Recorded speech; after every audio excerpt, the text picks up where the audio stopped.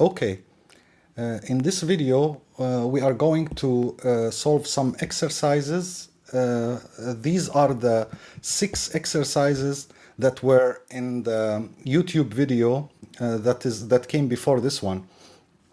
There are things that I want to say about the YouTube video and in general, how do you get the notes that I'm making. So if you go to this YouTube video, this is the one that we watched. You click here, this arrow, then you will find all the links that I want you to see from the lecture. So the first link, for example, is the PDF of the lecture. Let's open it just for you to see what you're getting. So it's in Dropbox and you can find it. You can then download it if you want from here, I think, yeah, direct download. And then you download it to your device and then follow me when I'm teaching. I suggest that you try to print it in color. It would look much nicer. And then watch me explaining while you're looking at it. Okay, the second one is the David M. Lane online normal calculator. Let's open it in Safari, but you can open it in any web browser. There is a problem that some students have experienced with this calculator.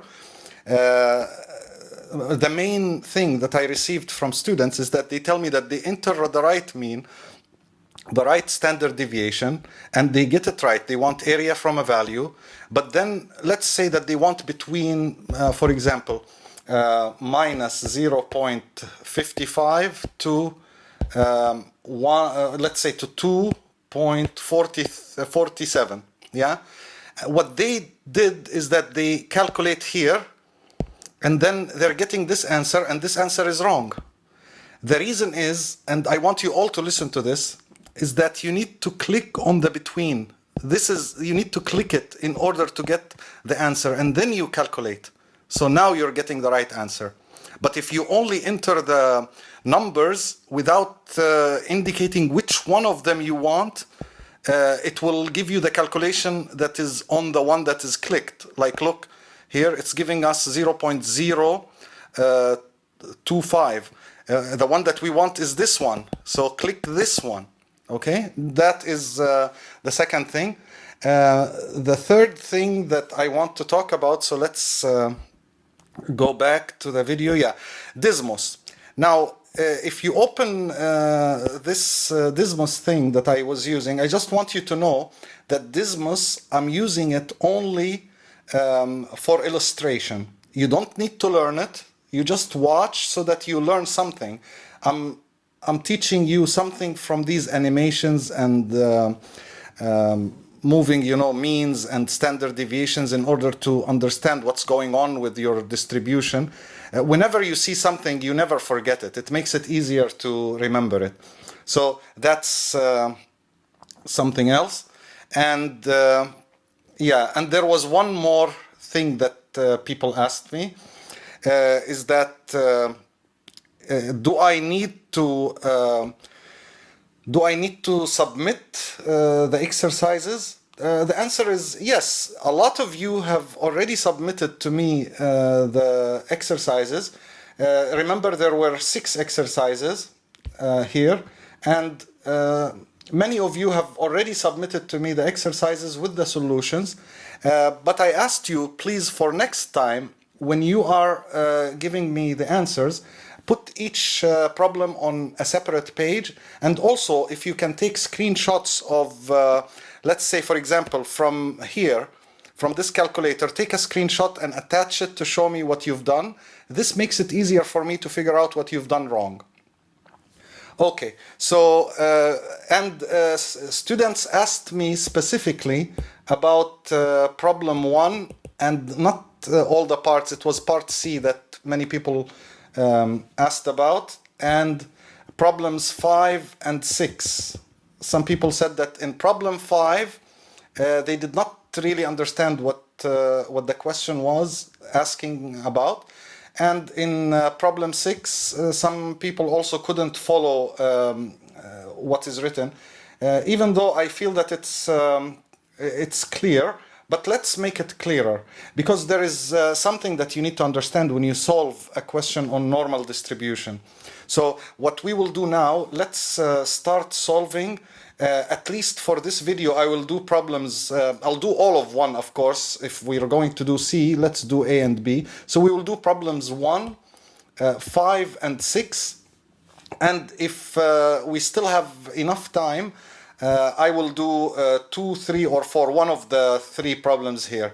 The other 2, or maybe if I leave all of the 3 problems, I'll make another video for them, okay, later. I want to give you more chance to interact with your own professors and send them your solutions and see if you have made mistakes or not. Okay, so let's start with problem number 1. Problem number 1 says, suppose the average time in Abu Dhabi to reach work is normally distributed. Immediately I see that it's normal distribution, so this makes us happy, so we put a happy face, okay? With an average means mean, an average mu equals 32.5 minutes, and standard deviation sigma equals 7.2 minutes. They're measured in minutes. And something that is extremely important, before you start using the calculator that you see here on the left side, what is the random variable x that is normally distributed? You need to write what it is. So this random variable is, you read the question, you will figure it out easily. It says, suppose of course, average means mean, but what is it? The time to reach work. So you can say that x represents the time to reach work in Abu Dhabi. Okay, so this is given also in minutes. So you know, you write this from the beginning, so you know that both mu and sigma are given in minutes, of course. And then you start reading the questions one by one and check what do they want about x. What do they want about this time to reach work? So they say, let's choose a worker at random in Abu Dhabi. So let's suppose that you chose a worker at random. What is the probability in A now? What is the probability that he takes less than 30 minutes to reach his work? Takes less than 30 minutes. We know on average it's 32 minutes. So if you want, I prepared something on the next page, and I would like you to do this whenever you solve any question on the normal distribution, is to graph a normal distribution like this. So you graph it, write what is the mean, what is the standard deviation, what x represents, and x will always be on the horizontal axis, okay, our random variable. And now read the question. They're asking you what is the probability. So they want the probability that the person takes less than 30 minutes, that the time to reach work, which is x, is less than 30 minutes. So this is what we want to find. Now, if you go here, this means that, let's say 30 is approximately here, okay? And you go up, what you want is the area here. Okay, less than 30 minutes, so below 30 minutes. Okay, so this is what we need to find in this part. Okay, I'm doing this in detail because I want you to really understand how these things are done, and then later maybe you'll be able to do it very fast, okay? But I like to do things slowly, especially with the first example. Remember, this was 30, and we want to see what is the probability that our random variable x, here, this is x, is less than 30. Okay, so this is the question. What is it? We will write the answer. Of course, now we use the online calculator. And now I want to tell you something. Some students also asked me, I just remembered, they asked me, are we allowed to use this during midterms and finals? The answer is yes. And this calculator can be also embedded in Lockdown browser. So you can have the link, but only to it. So this, from now on, forget the Z table, and focus on understanding how to use this calculator, because it makes everything easier for you. And then you only focus on understanding the question. So understanding that we want probability of x less than 30 is really all what you needed to know from reading the question. And then what you do is you go here and first, the probability x less than 30, it's a probability, so it's an area, and we have a value.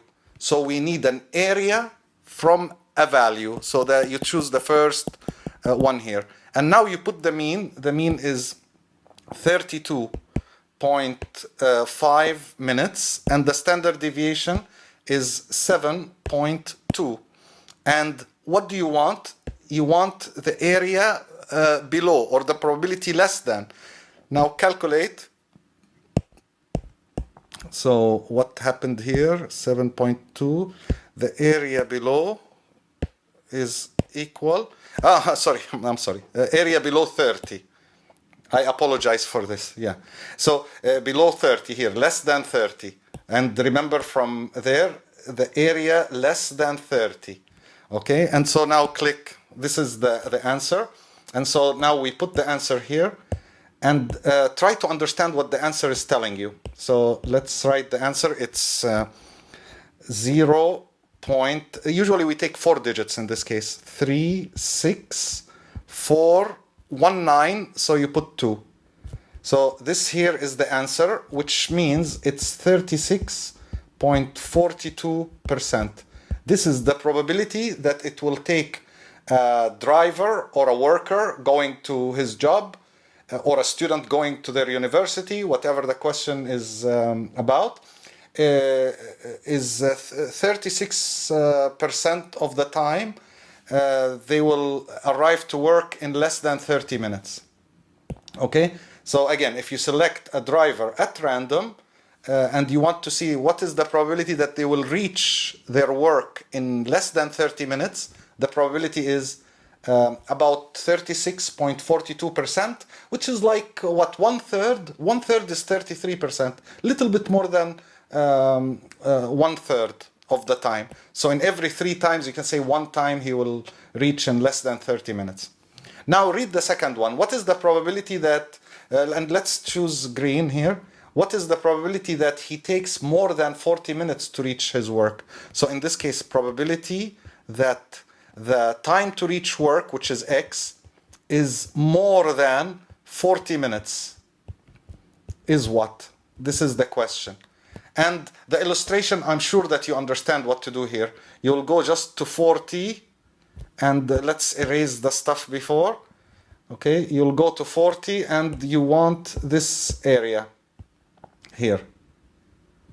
Okay, so you want this because this will be, remember, this area is the same as the probability that our random variable is bigger than the point that is here, the 40.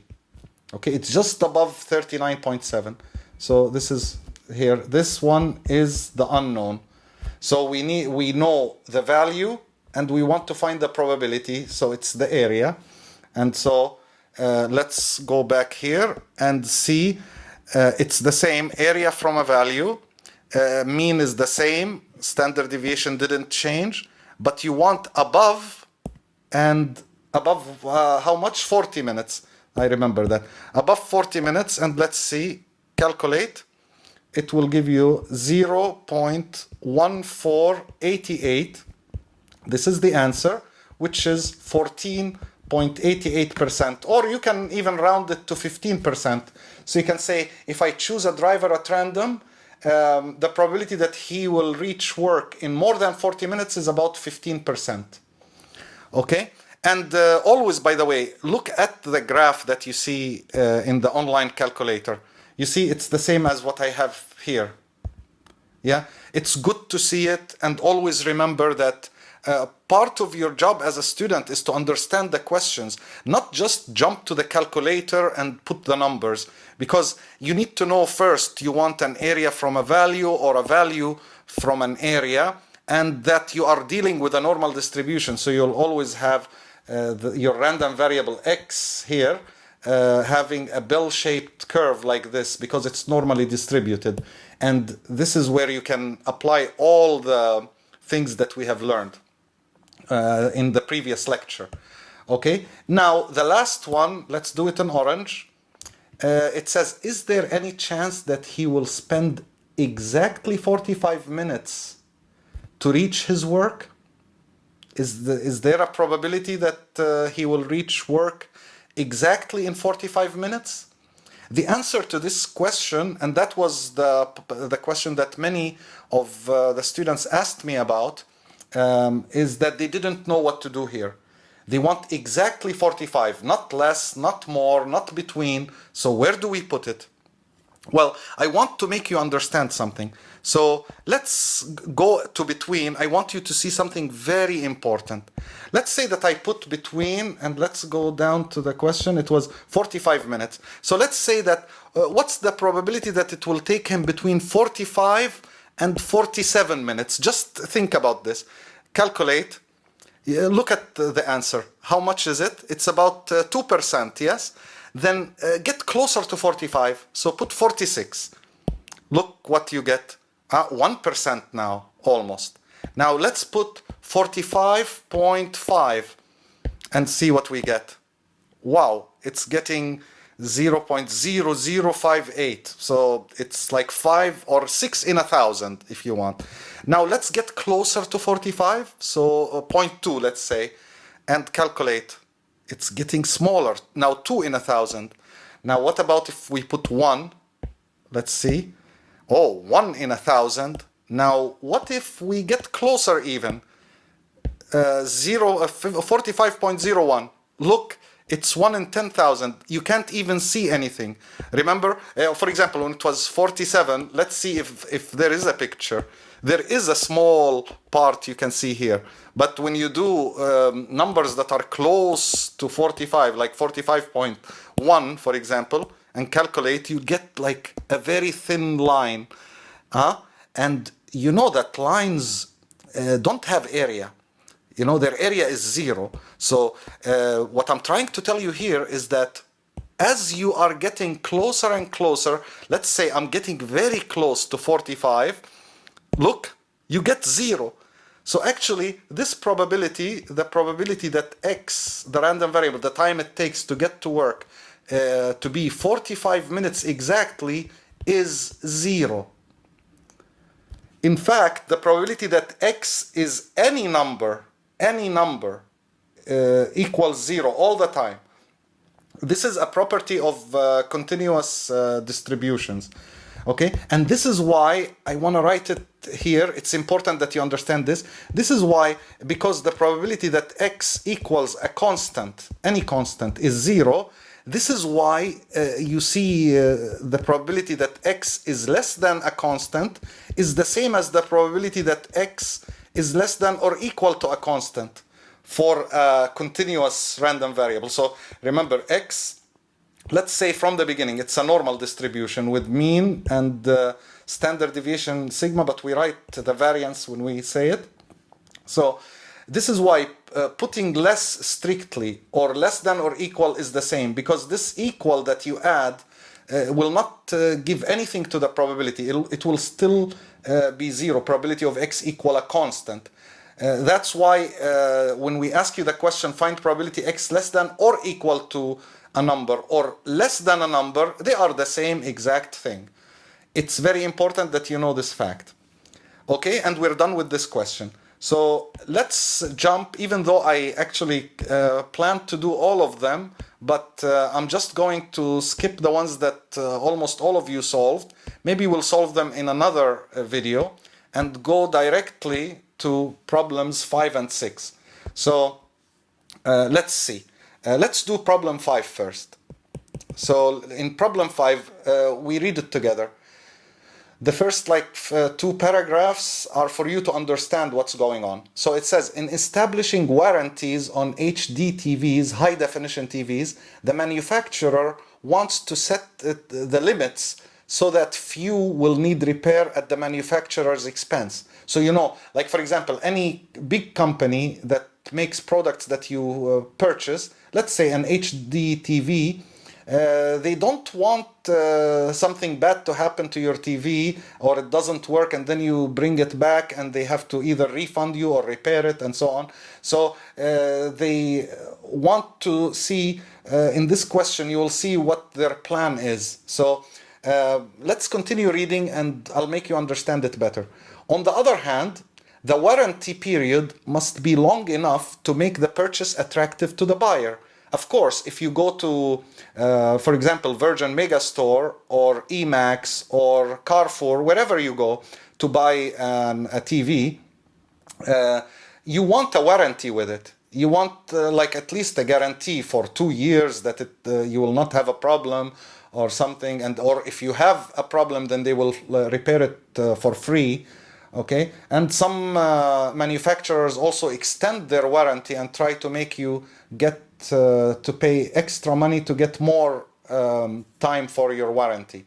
Usually, most manufacturers give you 1 year warranty and give you the option to extend it 1 more or 2 more years. So let's continue reading. The first 4 lines, now we understand them. So it says, the time until a repair is needed on a new HD TV, the time until a repair is needed on a TV, yeah, is normally distributed. So very nice. I know that this will be our random variable x. So x will be the time until a repair is needed. Is normally distributed with a mean, so mu equals 36.84 months. So this is about how many? 3 years, a little bit more over 3 years. And standard deviation is about 3.34 months. So about 100 days, the standard deviation. And of course, always remember, you have to write what is x. X, our random variable that is normally distributed, is representing the time that it takes until you need to repair, until a repair is needed. So it's good to write this at the beginning. Okay, so once you know these 3, you can solve the question. So again, as before, I prepared it for you here, and I showed you what x is, the time until a repair is needed, and we wrote what are mu and sigma here. And let's go back and see what the question is asking. So we are done up to this point. We have read everything here. So now everything is written here. All of what we read, we wrote it here. Now the question, where should the warranty limits be set so that only 4% of the TVs need repairs at the manufacturer's expense? So the manufacturer, what do they want? They want to minimize the number of repairs that they have to do. It makes sense, yeah? This way they can reduce the amount of money that they put for repairs. And so what is it saying? They want to set it that only 4% of the repairs are at their expense, at the manufacturer's expense. So what this means is that they want to find the point here, let's call it x0, so that 4% of all the repairs are, so the probability that you want to get a repair would be 4% or 0.04. This is our 4%.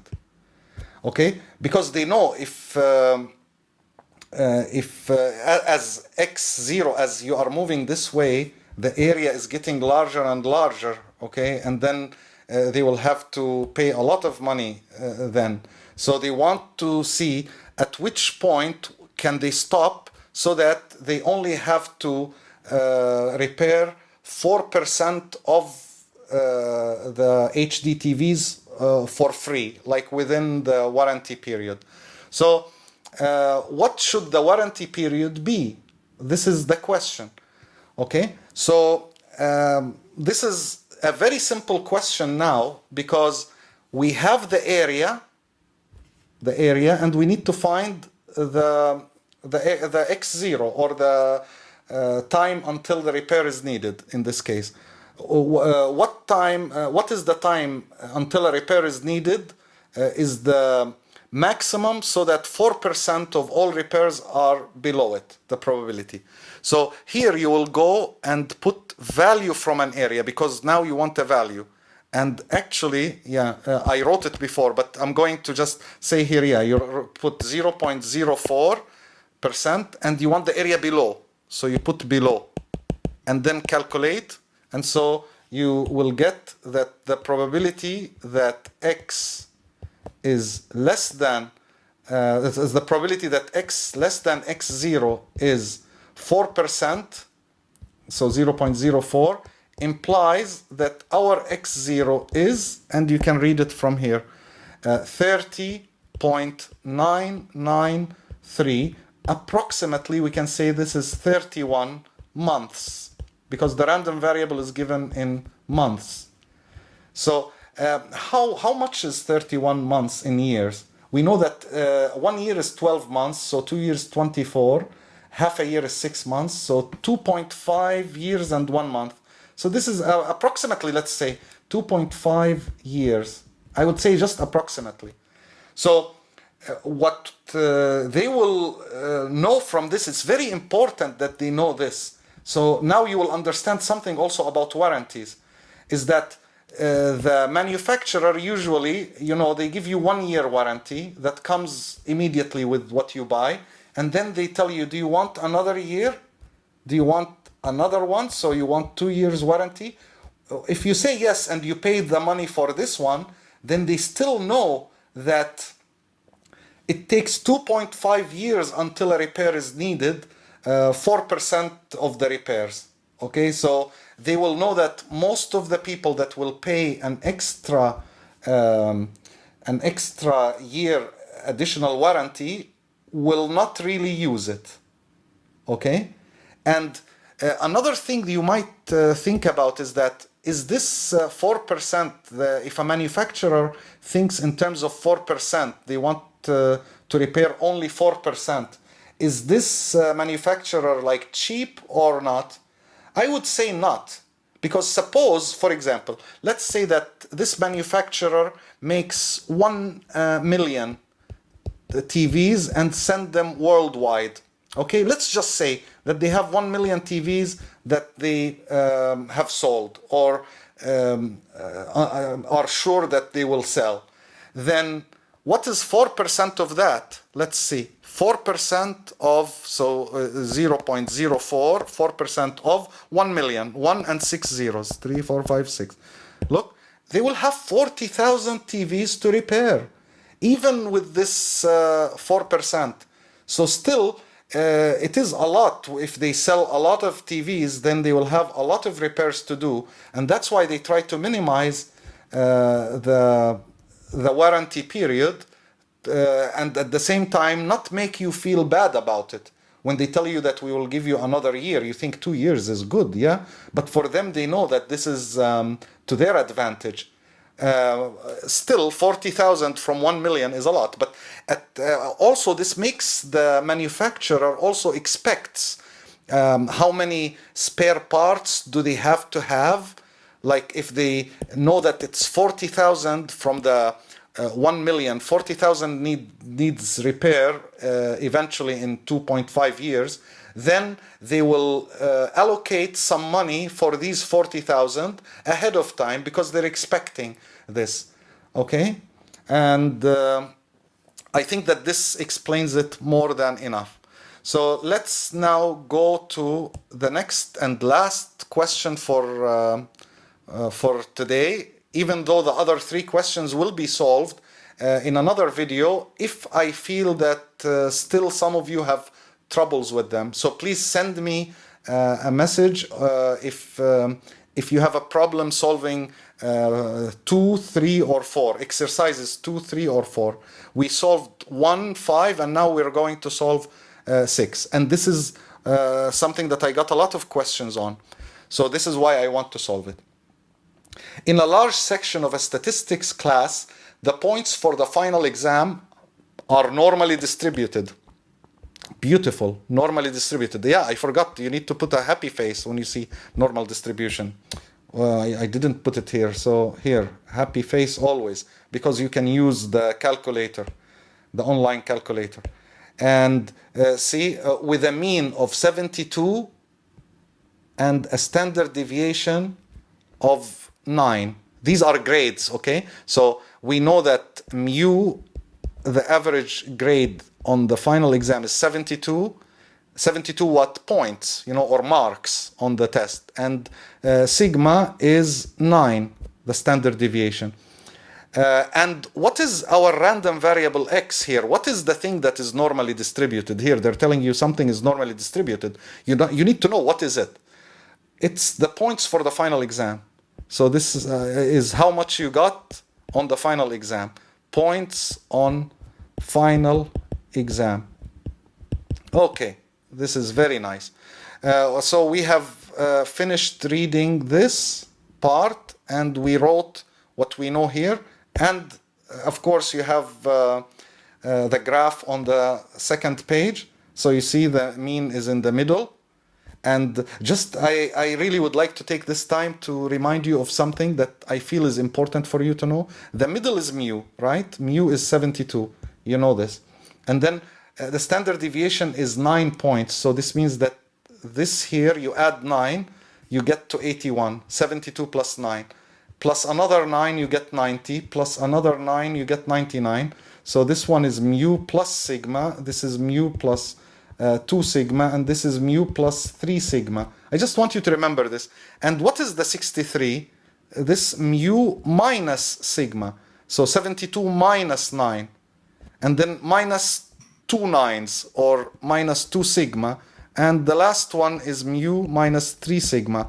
And what do we know? Remember the empirical rule, very nice, that from here, from the 45 to the 99, the area, all of this between them, is 99.73% of the total area. And that's why the most important part of the normal distribution is the part from mu minus 3 sigma to mu plus 3 sigma. Okay, I'm going to erase what I have here. So let's erase faster. This was just to make you remember these things. Okay, so we will just keep the things that were there before. Now let's read the question. And let's make this look more civilized. Okay, so like this. And now grades are to be assigned according to the following rule. Okay, so there is a rule for the grades. The top 10% receive A's. Important to understand. I want to choose different colors so that we understand the question. The top 10% of the students, that the grades that students get, will give them an A. The next 20% receive B's. So this means that okay, maybe I will show it to you on the graph now before we continue reading, because the rest is very similar. So first, let's understand what does it mean that the top 10% receive A's. So you go to your graph. It means that top 10% is approximately where? Maybe here. This here, the area above it is 10%. So it means that the students who will get A in the course are the ones that will get grades from this value. Let's call it x0. Or how about this? Let's call this, to make it easy, let's call it x sub A to get an A. And x sub B would be the one to get B in the course. So x sub A is what? If we know the area, this is given to you. They're telling you the top 10% will receive an A. So you know that this area is 10%. Of course, as a decimal, this is 0.10. So we know the area. This is the probability that X is bigger than X sub A is given to be 10%. Or this is the area to the area above. So let us solve it now using the online calculator. Okay, so now we need what? We are given the area, you see, the area is given 10%, and of course, value from an area. We don't want this one, we want the second one. Okay, and the area is 10%, the mean is how much? The mean was 72, and the standard deviation is 9. Good, and we want to see above. Calculate. Okay, always please, when you click the one, then do the calculation after. Okay, don't trust, like even if you do below, it will give you the right answer and above right answer, but please click calculate, just for you to have peace of mind. So this is telling us that this, to get an A, you need 83.5 approximately, let's say just 83.5 or above. If you get 83.5 or above, implies that you will get an A on the final exam. Okay, this is very nice to know. Now, and you can see it here, of course. You can see the 83, it's where it starts. Okay, and let's see, what was it for B? The next 20% receive Bs. So what does it mean, next 20%? It means you already have the 10% for the A, then the next 20%, which I'm not sure, but I'll put it here. Maybe it will be a little lower, and let's show here. This means that 20%, this next 20%, you don't include the 10% that was for the A. So let's also do this. I will write here an A. This one will have the B. And what do you think I'm going to call this point here? Okay, you guessed it right. I will call it X sub B. And we want to know what is it. But what did they give us? They told us that this area is 20%, which is 0.20. So how do you find X sub B, this point? Well, you have to know that above it, how much is above it? How much is above X sub B? 20 plus 10. So 30% is above it. Okay, this is very important, that 30% is above it. So the minimum score you should get to get B, you put just 30% above it and calculate. So 76, this is 76.7 or 7.2. Okay, I'm just doing it to one digit. You can do it to two digits, it doesn't matter. Okay, but we solved it. So in order to get a B, you should get a grade from 76.7 until 83.5, just less than 83.5. So to get a B, you need to be in the range between 76.7 to 83. Let's say 49, just below 83.5. This will give you a B. Now, what about the C? What do they say here? And we choose another color. So the middle 40% will receive C's, middle 40%. So this means that we will go by 40%. So where would this be? I guess somewhere here, or maybe here. If I'm wrong, we will, if I'm wrong in the exact spot, so we'll find it later. This is the smallest to get a C, and we are given that the area here, this is the next, they said 40% in the middle.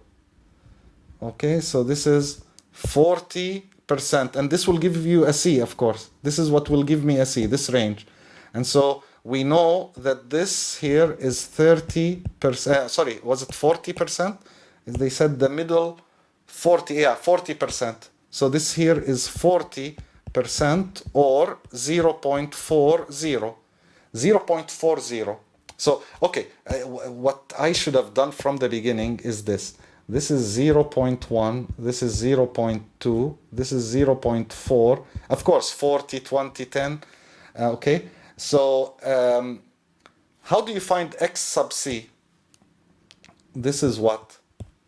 Can you guess? How much is above it? How much is above X sub C?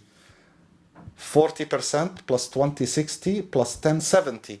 So we should say above is 70%. And calculate, so it's telling us 60. So I put it almost in the right place, maybe a little bit more this way. So this should be 67.28. So let's make it 3 because we're doing to just one digit after the decimal. So in order to get a C, the minimum you should get is 67.3 and maximum is 76.69, just before the B. Okay, and let's do the next one. Let's find another color. So we almost used all the colors. So the next 20% received D's. So next 20%. So you will go here and take the next 20%. So this will be, I don't know exactly, but let's say maybe even closer. 20%, maybe it's this. I'm just guesstimating here. So this here is 20%, and that gives you a D. And this is 0.20. Let me just make sure. It was, yeah, the next 20%. So now, what would I call this? Of course, X sub D. What is the minimum you should get to obtain a D?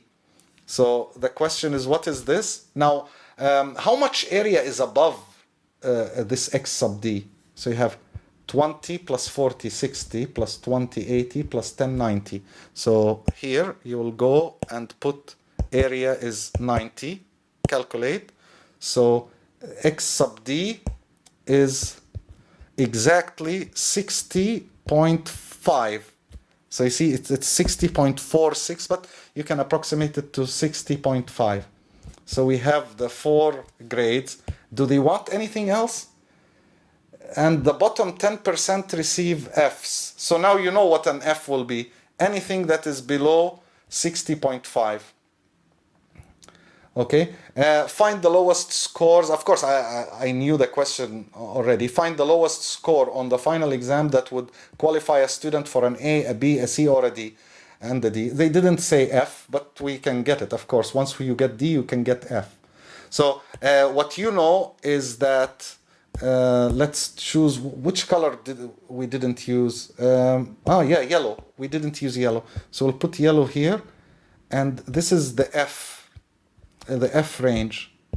So here is F, and this is point, how much would it be? This is 10%, yeah? Because all together they have to add up to 100, yeah? And they say here also the bottom 10% receive. So 10 plus 20, 30, plus 40, 70, plus 20, 90, plus 10, 100. Perfect. Now I just want to tell you something before I close this video, is that you can solve the entire question just differently. To find X sub A, remember you need to be in the top 10%. This means how much percent is below you? Or in other words, what's your percentile? Percentile is the percent that's lower than you, or the cumulative percentage below you. So you can actually do, instead of, yeah, in fact, yeah, you want 90%, but below. Let's see, below. Are we getting the same answer? 83.5? Yes. Now, how much is below X sub B? Let's see, below it, how much? 40 plus 20, 60 plus 10, 70. So let me put 70 here and keep it below. So I put below and calculate 76.7. Oh my God, it is the same. Of course, I know it should be the same. And then X sub C, solve it differently. Like how much is less than X sub C? 30%. So you can put here 30 and calculate below 67.28, which we approximated to 67.3. And last one is X sub D. To get it, you have only 10% less than this. So below it is 10% of the area. And calculate 60.46, which we rounded to 60.5. Very nice. Okay, and this, of course, is the end of the document. So I just want to tell you something about the notes. These questions that you see here, the exercises, and many of the slides that I used last time are in fact made by Dr. Rafiq Hijazi, who's also my colleague in Zayed University in Abu Dhabi. And so I would like to take the opportunity now to thank him for writing these beautiful slides and writing these beautiful questions that are related to things that you experience in your real life. And so now just I want to mention something for problems 2, 3, and 4. We can make another video for them, but please, if you have questions, because I didn't receive any questions from anyone on 2, 3, and 4. So if you still didn't look at them, please try solving them again. Send me your answers, and then I will see the common mistakes in them and solve them if we need to. Okay? Thank you for watching my videos. Please don't forget to subscribe and like this video if it helped you understand the normal distribution better.